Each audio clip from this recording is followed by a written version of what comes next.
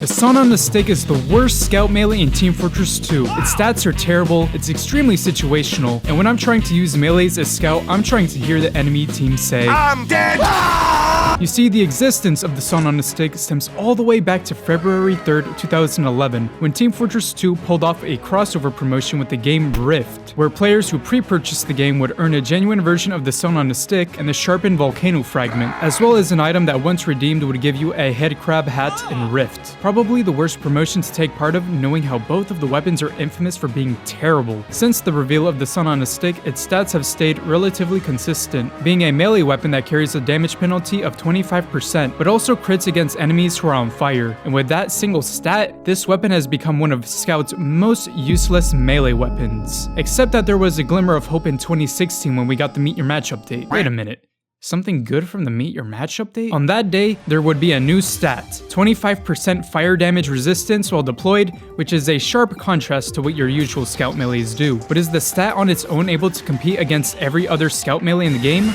No. And let me show you why almost every scout melee for scout is better than the Sun on a Stick. Starting off with scout's good melee weapons. The Boston Basher, essentially a direct upgrade in damage if you don't hit yourself on accident, and you can use the hitting yourself on accident to your advantage to gain height, build uber faster, or steal health packs if a spy disappeared around you a moment ago. In total, it'll do 58 damage to yourself if you miss, but hitting someone else will do 35 melee damage plus 40 bleed damage, which means one swing with this and it'll dish out a total of 75 damage. The stock bat has no damage or health penalty unlike many of the other weapons, so it's not so bad to use if you just want to directly smack someone, making any other reskins of the stock bat that people may refer to as a joke weapon just as viable. The Fan-O-War doesn't do a lot of damage but marks enemies for death, which means mini crit damage for a whole 15 seconds on the person you hit, which is not only useful for you, but any other teammates who are targeting the person that was hit. Pretty good for a flank playstyle and excellent for taking out classes with lots of health. The Atomizer has a tiny damage penalty but grants you an extra mid-air jump, which can be really helpful by being able to skip the stairs on some maps or gaining the high ground on your enemies, making it harder for certain enemies to hit you. The Rap Assassin does 9 to 15 ball damage plus 40 bleed damage, which means you'll dish out 49 to 55 damage with a single ball hit. The ball also recharges 25% faster than other projectile-based melees, which makes this perfect to just keep throwing projectiles at your enemies from a distance, though don't depend on it from a close range as it'll only deal 12 damage per swing.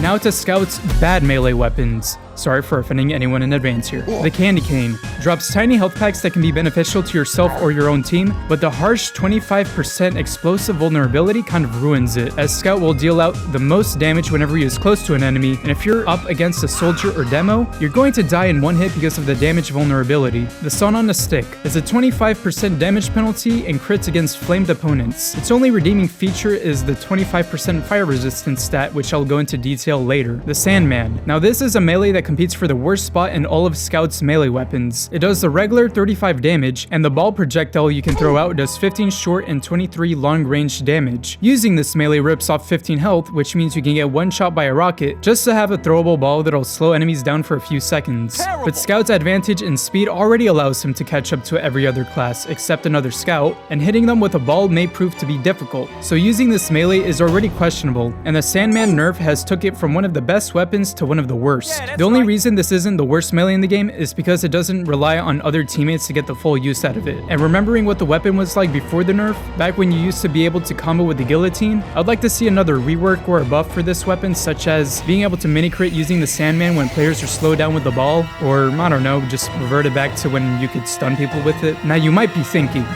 wow, I should really subscribe. How can the Sandman be better than the Sun on a Stick? One of the main reasons why the Sun on a Stick is the worst weapon in the game stems from the fact that its intended use is difficult to achieve. When trying to get the critical hit against burning players, you'll find yourself having to rely on other teammates, aka Pyro, to get the most out of your weapon. If no one on your team is playing Pyro, your Sun on a Stick just lost half of its use. If no one on the enemy team is playing Pyro, another half of it is gone. Essentially, if no one is playing Pyro, you're using a direct downgrade from stock that might have only been useful when there was 12v12 pyro lobbies during Jungle Inferno, but there's more to debunk, such as how useful the fire resistance is. Now, unlike the worst pyro melee in the game that I had made a video on, whose benefit was actually completely useless, I can actually confirm that the fire resistance on the Sun on a Stick is good for one thing and one thing only, which is taking less flamethrower damage. While I can't imagine someone unironically trying to use the Sun on a Stick for critical damage, it does essentially act as an escape plan for Scout, being a good weapon to pull out to try and run away after coming face to face with a pyro main, and then desperately trying to find a medic or a health pack on the entire map while taking less fire damage from Afterburn. And while this extra stat sounds good enough to have the Sun on a Stick for pyro encounters, there's one fatal flaw to using this weapon just to take less fire damage, and that there is literally a weapon that already exists that will solve that problem in 2 seconds.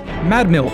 While you may give up a pistol to have the Mad Milk equipped, unlike the Sun on a Stick, you can heal yourself by damaging your opponents you've milked and extinguish yourself from any fire. I guess what it comes down to is whether you value having a pistol or not for the sake of taking less fire damage and being able to gain back health for you and your team. Now, this melee is not exactly terrible for those who do prefer to have a pistol on them and only plan to dish out damage with their primary and secondary and just want to take advantage of the fire resistance, but I think it could still use a buff due to how situational the weapon is, and comparing it to how much damage you could already do with other melee weapons. In my opinion, the player should be rewarded for choosing to take advantage of the Sun on a Stick stats. After all, you do more damage from the same range with a scatter gun versus the critical hits that still have the damage penalty applied. But if Valve wants the focus of this weapon to be enemies who are on fire, well then here's what I propose. Keep the same stats, but have the Scout gain mini crits for 3 seconds upon killing an enemy that is on fire. This may sound similar to Heavy's killing gloves of boxing, where punching an opponent to death will grant full-on crits, but it's important to remember how Scout will need a pyro on his team to be able to take advantage of these stats, which means having 3 conditions that must be met in order to gain such a buff, which when combined with Scout's mobility will make a great match.